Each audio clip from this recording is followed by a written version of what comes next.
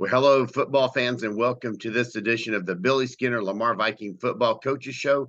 I'm Bill Frawley, and with me, as always, of course, head Viking football coach and athletic director at Lamar High School, Billy Skinner. Coach, how are you doing today? I'm doing great. I love Mondays, and here we are. So we've got a short week. It's Monday. Life's good around here. And it's a chilly Monday, too. Yeah. Oh, even better. It adds to it. I wish I had a fire pit in my office. I may start one. Well, I was about to say, we'll see what we can do about that, but that doesn't sound good. Yeah, I don't probably shouldn't think. do it inside. Probably shouldn't do it inside. Well, Coach, first I want to start off with last week, the junior varsity game that I got to witness and announce up at Cravens Field. There's some players on that JV team, and we've mentioned a few before, but as the season moves along, and we've always keep saying that some of those players are, well, all of them are really maturing and kind of Yeah. coming out of their shells to a certain degree. Um, how about that quarterback? Yeah. Jamon Innocente, Yeah, aka Batman. I'm telling you right now, that kid, he's stepped into that role. We moved Seven Ogletree from the JV up to the varsity the last couple of weeks, and one of the biggest reasons why we were able to do that is because Innocente was able to take over that quarterback spot, and that's not easy to do. I mean, he's a receiver. He can play inside, outside receiver. And we asked him to step into that role, and I mean he did so, and kind of he's really taken it on. He understands offensively what we're trying to execute, and he does a really good job of getting the ball out to the playmakers, and he can do some things with his legs. So yeah, he's one that we're very, very proud of in our program. would it be a fair observation on my part that he's very well poised in the pocket, even when he has to scramble or roll out on purpose, as well as, like you said, good on his legs. He can read what's going on, very versatile. Yeah, no, I mean he really is Batman, just cool and calm under pressure. I love that. I hadn't heard that one before, but I can just imagine a linebacker coming up to him and he says, "I'm Batman." No, And yeah, then the no, guy no, backs off. that 100% has happened in a game. I can just tell you that right now. Oh, that's awesome. I love that kind of stuff. Well, and then how about Caden Hall getting a lot of touches and making some yardage, and again, cutting and moving and, as they say, breaking some ankles. Yeah, no, he is a super patient runner, and he's a kid in our program that we're just really, really proud of how far he's come. He had a good freshman football season, and then it's one of those things where you go through your growing pains as a freshman, and he has come out on the other side as a sophomore, better than before. And so yes, he's doing great things on the football field, but he's also doing really good things in the classroom. He's doing really good things in the building, and he's we're very, very proud of that kid, and we're excited about what he's doing on the field as well. Because like you say, he's got patience, he's got vision, and then when he sees the hole, he's got a burst. Unlike a lot of kids, so I mean he's a really good one. And there are some linemen. I mean, we probably should call out the entire offensive line Yeah. that were breaking some holes, giving some good protection to the quarterback through that game as well. No doubt about it. I mean, you've got guys like Javion Williams, who's played that left tackle role all season long, and just to see his development and to see him, like you're saying, getting on defensive linemen and opening up holes for those guys. You got Juan Garcia on the other side, who's new to Lamar this year. He's a junior who could possibly help us on the varsity, but we want to get him development there, JV wise, and so he's another one that just each week you see the improvement of a kid getting better and better and better. So those are a couple of those guys on the offensive line that have really impressed this year. Coach, you just mentioned something I think is worth talking about, whether it's again this season or from the previous seasons. But you'll talk about there's some players that could be playing at the varsity level potentially, but you like them, and they probably appreciate, I hope, getting more reps, getting more development at that JV or even freshman level. Well, when Lamar was at its absolute best, you have kids who could probably, as sophomores and as juniors, be good role players on the varsity, that have to play on the JV because there are so many people on the varsity in those roles. And we are slowly getting to that point because there are a lot of kids on our JV that could play varsity football for us. But I think we're at a point now where um, they we've got guys on the varsity that they're not going to take those reps from them, and so they're getting those meaningful reps. And like you're saying, there are some that definitely appreciate it, and there are some that want to be on the varsity and would rather be on the varsity. But that's kind of the balance that we have to have as the coaching staff here, and just look, trust the vision, trust the process. And this year you're on that JV because we need you to get 65 reps a game. And so there are some that definitely understand that and drink that Kool-Aid, and there's some that it's a learning process, and then they get to their senior year, and at the end of their senior year they come up and they thank you, and they're like, hey, we needed that time, and we're glad we got those reps. Well, that's really cool, Seth. And again, hopefully when they do realize it, they can speak to their peers that are juniors, freshmen, sophomore, and saying, hey, hang tight, get those reps in. Yep. And that's part of program development, getting this program where you and the coaching staff and everyone ultimately wants to see it rise to, correct? No doubt about it. And then you've got guys who have come through our program. Scott McGarrahan is one that comes to mind, where he played in the NFL, and that's awesome, but he didn't play a lot until his senior year here at Lamar High School. Kyron Johnson is another one who played in the NFL, played for a Super Bowl. Part of his junior year, he was a JV football player. And so the development is so huge for our kids. And how do you develop? You get reps, you play the game of football, you don't stand and just watch the game of football. So we've definitely got some testimonial type guys that could share with our kiddos, and we've got some that play on the varsity right now that are very similar to those kids and have the same story. All right, you want to speak a little bit about how the freshmen did last week? Yeah, so we only had one game, but we only had one freshman team. And again, I mean, that group, that freshman Navy group, they went out. I believe the score was 35-0. They have not given up a point in about 4 weeks, which is it's really neat to see. It's really cool to see those kids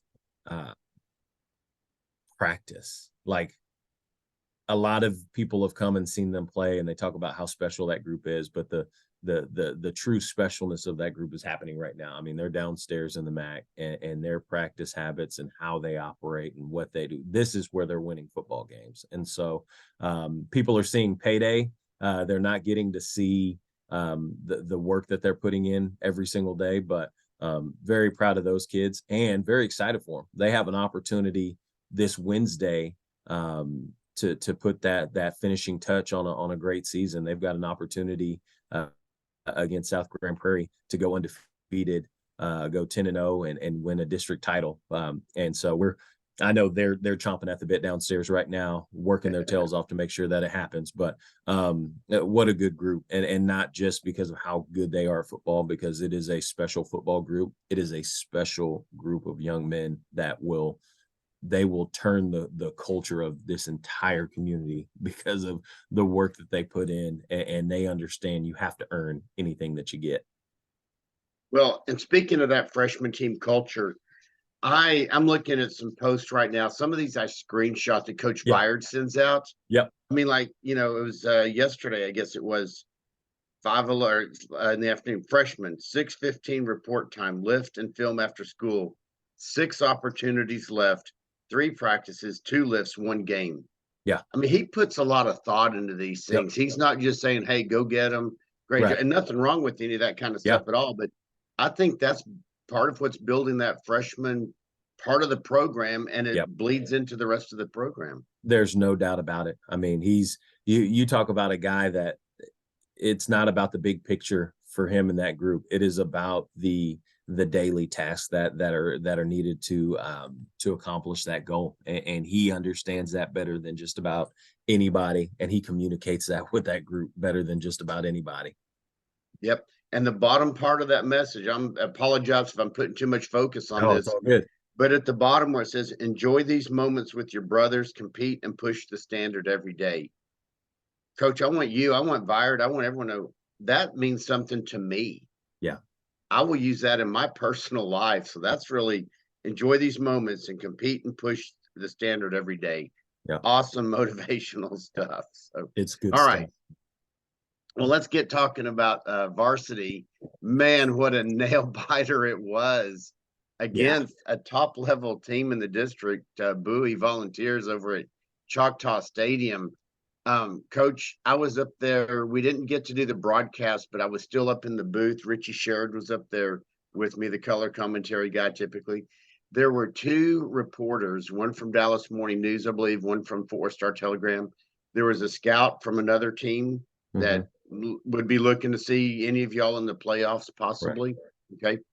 The comments they were making about multiple players on our Viking team. Yeah. I was like, yeah, that's right. Yeah, that's right. I mean, talking about Trenton Yancey as a freshman, talking about Gannon Carey taking some hits, but getting back up and having a hand in all 4 touchdowns on the offense. I mean, and then, Sydney Anderson getting a lot of touches again, getting some serious yardage. Yeah. There's a lot of really cool stuff, some sacks. Oh, and one thing I made a note of because we don't say his name a lot. Johnny Carter batted down a pass like an oak tree. Yeah. Yes. So Yes. there's my kind of summary of observations. There's a lot more defense. Damian Brown, everyone. But what do you want to share? Man, I'll tell you this. I think coaching moments in my career, and this is as a coordinator, as a position coach, as a head coach, I've never been more proud of a group than I was on Friday night of our group. Good. I think that everybody saw the game, everybody saw the execution and those kind of things, and nobody saw Monday's practice. Nobody saw a team that, just quite frankly, we all kind of had the wind taken out of our sails from the week before. Right. And the fact that our kids came back with the focus that they came back with last week, and then our Tuesday practices and our Wednesday practice, and just they deserved to win. They earned the right to win, and I know it didn't turn out our way, but I couldn't have asked for more from everybody, from the kicking units, from the defense, from the offense. Like, we want to win every single game that we play. When we line it up, we feel like we can win every game that we play. I can accept that because I can accept the work that those guys put in all week long. I can accept what they did for each other on the sideline, and the high moments and the low moments and the staying together. Again, I've never been more proud of a group and of an effort. So it was extremely disappointing. You want to win every game that you can, and you go back and you look at missed opportunities and missed moments, but you can't do that, because I guarantee you there are missed opportunities for Bowie and there were missed moments for Bowie. So it's one of those things that there is no one big moment. There is no one thing that would have changed the outcome. I mean, it's football. What I was most proud of at the end of all of that, we came together and we were able to look each other in the eye and know that, hey, we've got a week of meaningful football left with one another. Our goal is still within reach. We know that it's a little bit more difficult than what it would have been, and that's okay. I mean, this is the group that I would want to do that with. This is the group that I want to go through tough with. This is the group that I want to go through hard with. And when things go bad, we're able to look at each other and say good. This is kind of that culmination. This week is the culmination of all of those things that we've talked about and that we harp on. And so, it was a tough game, but it was very telling. And I'm telling you right now, I'm very excited about our group. And I'm lucky. I feel so lucky to be their coach, and I feel so lucky to just be a part of who they are. Well, I can see the camaraderie. I can see how the players, the coaching staff, everyone has come together and stays together.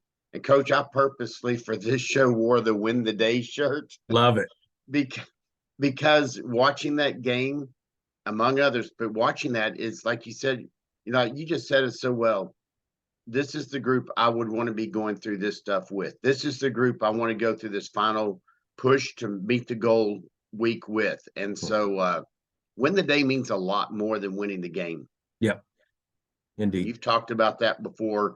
We've talked about it up in the booth, all of us on our production team and everything, even announcing on the JV or freshman nights when there's 2 or 3 of us up there. So I think that is such a great mantra. Well, I appreciate you. You bet. Well, you want to walk us through the schedule this week? Yes. All right. So we were able to secure every team a game this week. We were a little nervous. I wasn't able to get anything going until later in the afternoon yesterday for our JV gold team, but we were able to secure a game. So this Wednesday, our freshmen will be playing South Grand Prairie here at Cravens. Our freshman gold team will kick off at 5:30, and then our freshman Navy team will kick off for the district championship. It's a big game. We'll kick off at 7:00. And so if y'all don't have anything going on, get to Cravens however you can, and let's make sure we're supporting that group and hopefully get them to their goal. So that's Wednesday for the freshmen.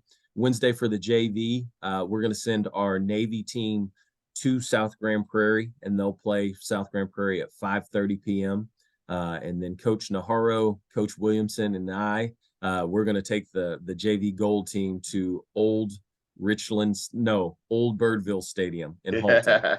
And we're gonna take on Richland there on Wednesday at 5:00. So we've got a full slate of football this week. Very, very excited about it. And then Thursday is obviously homecoming for the football team. So those festivities kick off early, and we kick off at 7:00 on Thursday here at Cravens. Well, Coach, I'm personally excited about being able to be there in the booth to announce that freshman Navy game. Well, both of them, but especially the one that could go for that district championship. I was possibly going to have to be out of town, out of town a little bit. I'm getting choked up this week. but all right, here's the moment. I want people to understand what you and the coaching staff do.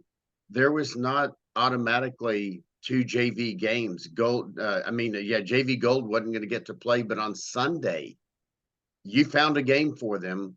Yep. I want people to understand that is some last minute stuff that has to be last minute stuff. And the amount of effort I'm going to guess you didn't just make one call and the first one worked.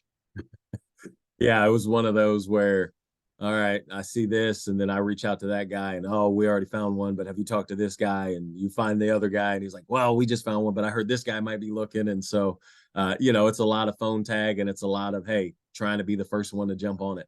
Well, talk about behind the scenes stuff that doesn't get attention. Thank you on behalf of everyone involved that y'all do that and make it work. And the fact you're going to be over there at that game.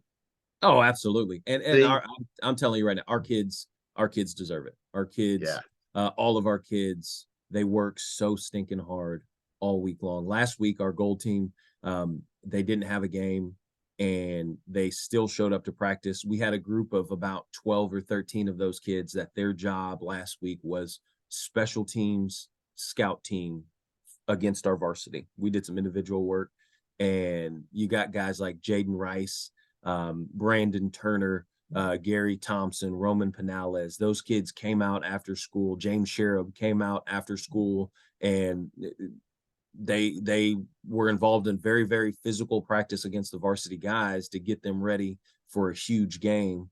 I'm going to do everything I can to try to make sure those guys get an opportunity to compete every week. And since we weren't able to last week, we made it happen this week, and it's worth it because those guys do such a thankless job sometimes, and we want to make sure they're getting their opportunity too.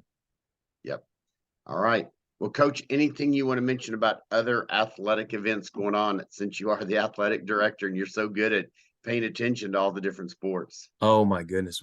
Hey, it is time. It's happening. It's just like DFW sports right now, where you got the Cowboys and the Mavericks and the Rangers and the Stars. It's starting to happen here at Lamar too. So we've got football. We've got playoff volleyball tonight. 5:30. Oh crud. Now I've forgotten what time it starts. If you get there at 5, you can't be late. That's all I'm going to tell you. We're playing Richardson Pierce at Carrollton Creekview.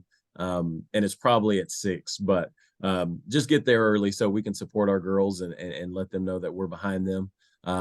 We've got wrestling going this week. We've got basketball starting off this week. And so it's a busy week in Lamar athletics, and we're very excited to go cheer on all the Vikes. Excellent stuff. Excellent stuff. And as we're doing this, I'm looking up to see if I can pull that the game time first serve start right away, but I'll kind of stall until then. Gotcha. What would you like to say about Booster Club, sports drinks, donations, all that kind of stuff? Yeah, well, first thing I want to do is give a big thank you to all that have donated.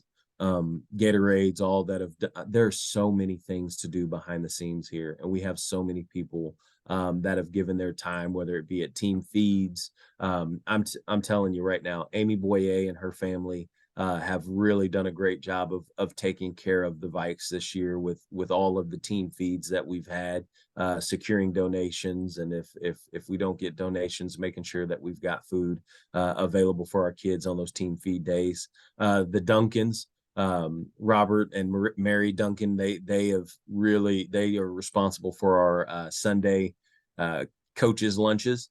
And so they get volunteers, and we have had some of the best food that you could ask for. In fact, last night they made taco soup for us, and it is taco soup weather, and it could have been some of the best taco soup I've ever had in my entire life. So just so many great people taking care of us, and we really, really appreciate all that everyone does for us. And so that's from Gatorades to coaches meals to team feeds to pregame meals, to all of those things. So thank you to our boosters. Thank you to our Booster Club board. Thank you to all of the members. Thank you to all of the families that give your time. We greatly, greatly appreciate everything that you guys have done for us this year. And that is a lot of effort. That's a lot of food. That's a lot of people helping out and coordinating. So yes, it is. Awesome stuff. Anything else you want to add, Coach, before we sign off this week? You know how I am on Mondays. I'm ready to get back to work. I love it. All right. Well, until next time, I'm Bill Frawley with head Viking football coach Billy Skinner saying VFND. VFND.